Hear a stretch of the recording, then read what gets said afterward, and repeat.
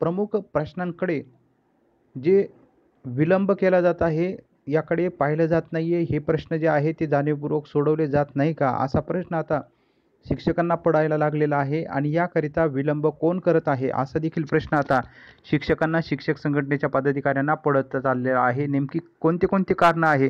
त्याची कारण मीमांसा आज आपण या ठिकाणी करणार आहोत. ही माहिती जी आहे ती शिक्षक संघटनेच्या पदाधिकारी यांच्याकडून समोर आलेली आहे. त्याचसोबतच शिक्षण विभागाकडून मुलाखतीसाठी निवड यादी जी आहे ती लवकरात लवकर घोषित केली जाणार आहे. पवित्र पोर्टलमार्फत जी शिक्षक भरती केली जाणार आहे, त्याकरिता ज्यांनी फॉर्म भरून ठेवलेले आहे त्यांच्याकरिता ही अत्यंत महत्त्वाची बातमी आहे. पवित्र पोर्टलकरिता ही शिक्षण विभागाकडून लवकरात लवकर मुलाखतीसाठी जी आहे निवड यादी घोषित केली जाणार आहे. त्याची माहिती आपण याला पुढं पाहायची आहे.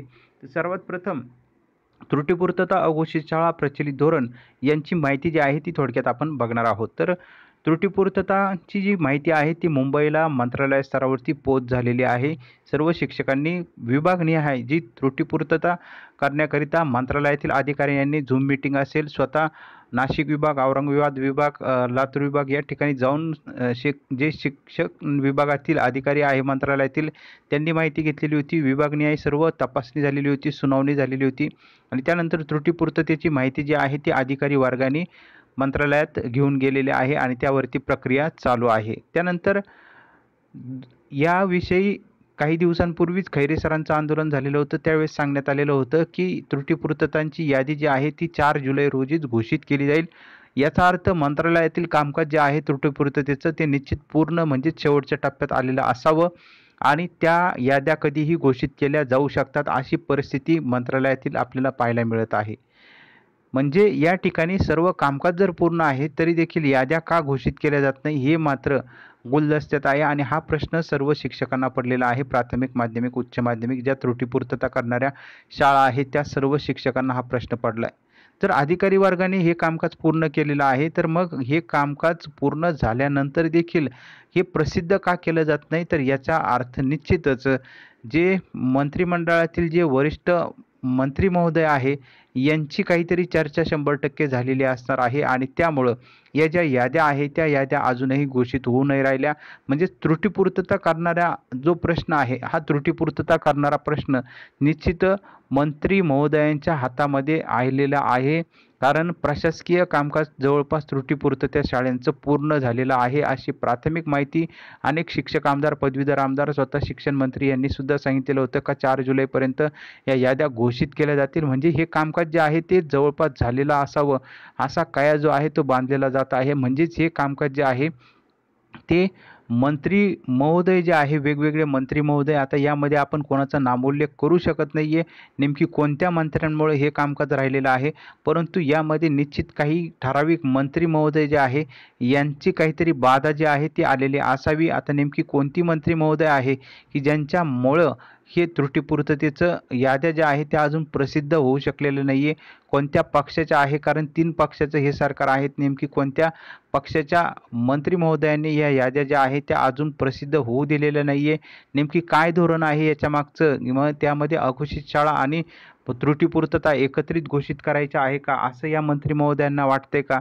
का आर्थिक भार जो आहे तो सध्या कोरोनामुळं जास्त असल्यामुळं या याद्या डिसेंबरच्या दरम्यान घोषित केल्या जाणार आहे असं काही नियोजन आहे का? मात्र हे सर्व ज्या चर्चा झालेल्या होत्या या शिक्षक आमदार, पदवीधर आमदार यांनी नुकत्याच काही दिवसांपूर्वी माहिती दिलेल्या होत्या. त्यामुळं यामध्ये निश्चित त्रुटीपूर्ततामध्ये जर आपल्याला प्राथमिक क्षणी तरी पाहायला मिळत आहे का अधिकारी वर्गांपेक्षा मंत्री महोदयांच्या हातामध्ये त्रुटीपूर्ततेचं कामकाज जे आहे ते आपल्याला बाधित झालेलं पाहायला मिळत आहे. त्याच्यामध्ये बाधा जी आहे ते आलेलं आपल्याला पाहायला मिळत आहे आणि त्यामुळं लवकरात लवकर मंत्री महोदयांचं वेगवेगळे जे मंत्री महोदय आहे, कारण आपण कोणते मंत्री महोदयांकडं याचा पाठपुरावा करायचा हे शिक्षक संघटना, शिक्षक समन्वय संघ यांना निश्चित माहिती आहे की ठराविक जे मंत्री आहेत त्यांच्याकडे पाठपुरावा केल्यानंतर हा प्रश्न जो आहे तो मार्गी लागू शकतो आणि निश्चित त्या मंत्र्यांकडे गेल्यानंतर हा प्रश्न जो आहे तो निश्चित सुटू शकतो. नेमकी ते मंत्री कोण हे सर्व शिक्षकांना देखील माहिती आहे. शिक्षक समन्वय संघाच्या पदाधिकाऱ्यांना ही माहिती आहे आणि त्यामुळे भविष्यात या शिक्षक हे जे काही वरिष्ठ मंत्री आहे या मंत्र्यांकडे गेल्यानंतर हा पाठपुरावा निश्चित होऊ शकतो.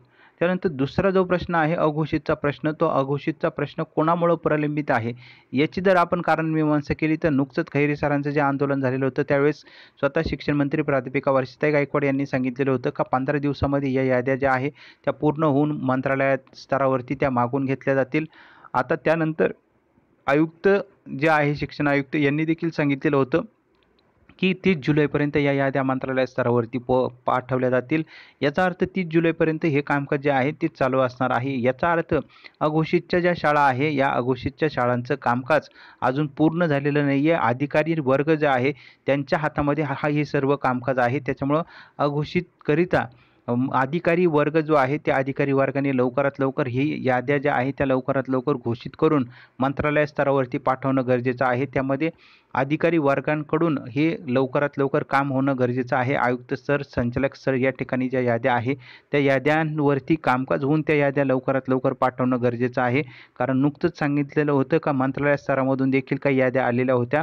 त्या मंत्रालय स्तरातील मंत्रालयावरून आलेल्या याद्या आणि जिल्हा स्तर, डेप्युटी डायरेक्टर स्तर यांच्यावरून आलेल्या याद्या यांची एकत्रित माहिती त्यावरती कामकाज जे आहे ते 30 जुलैपर्यंत पूर्ण होऊ शकतं.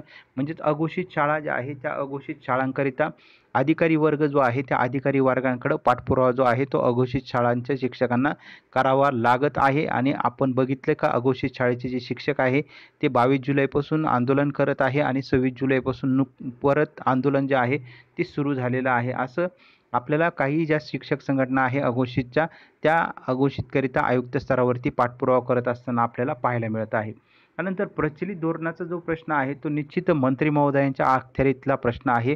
कारण प्रचलित धोरणाकरिता शासनाला जेव्हा वाटेल, कारण अधिकारी वर्गांच्या हातात हा प्रश्न नाही आहे, मंत्र्यांना जेव्हा वाटेल का हा प्रचलित धोरणाचा प्रश्न याचा शासन निर्णय काढायचा तसे आदेश जे आहे ते अधिकार वर्गांना दिले जाऊ शकतील आणि प्रचलित धोरणाचा शासन निर्णय केव्हाही 15/11/2011 नुसार कधीही निर्गमित होऊ शकतो. त्याकरिता मंत्री महोदय जे आहे वरिष्ठ मंत्री यांच्या हातामध्ये हा सर्व कामकाज आहे. त्यामुळे तिथं विलंब जो आहे तो मंत्री महोदयांकडून होत आहे आणि त्याकरिता हा प्रश्न सोडवण्यामध्ये प्रामुख्याने मंत्री महोदयांचाच विलंब जो आहे तो आपल्याला पाहायला भेटत आहे. कारण अधिकारी वर्गाकडे हा प्रश्न नाही आहे.